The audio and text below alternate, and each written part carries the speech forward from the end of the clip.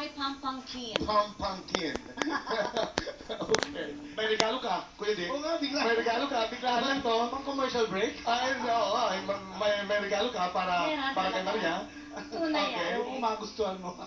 Gusto niyo bang kumanta si Kuya Dick? Nako, biglaan nga ito. Walang rehearsal. Ano ba to? Kaibigan, ang nag-iisang Roderick Paulate! Kaya mo ako. Kaya karaoke. You are so beautiful.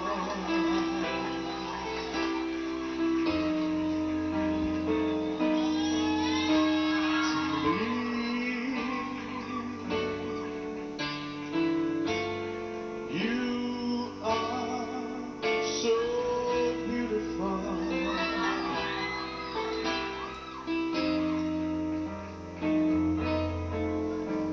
To me, can you see?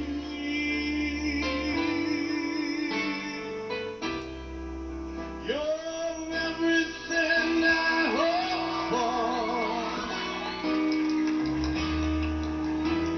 You're everything I need.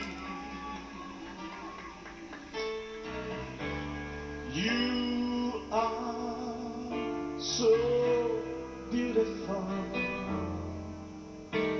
to me. I love you. Kaibigan, magbabalik po ang homeboy. Kaibigan, kami nagbabalik po dito kasama ang aming prinsesa, ang nag-iisang Diamond Star, Maricel Soriano. Kuya Dick, let's talk about your body of work. I mean, pareho kayong napakayaman ng body of work as actors.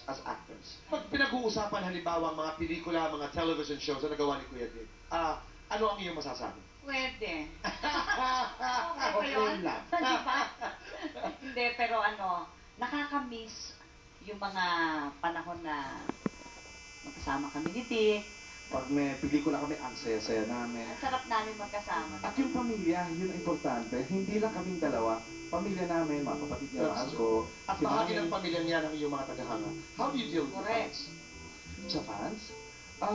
Ako totoo lang ako. Yung diretso lang. Hindi, ayan, si Maria, parang pareho kami na kung tatanungin ng mga fans namin talaga kung ano yung tanong nila, sasagutin namin, magtatapat, sasabihin lahat. Walang itinatago. Kumbaga, pero pag sinabi naman namin na wala kami sa mood na sabihin yan, marespeto naman. Yun ang fans. That's very talaga important. namin.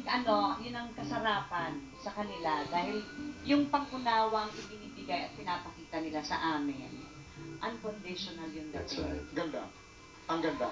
Maria,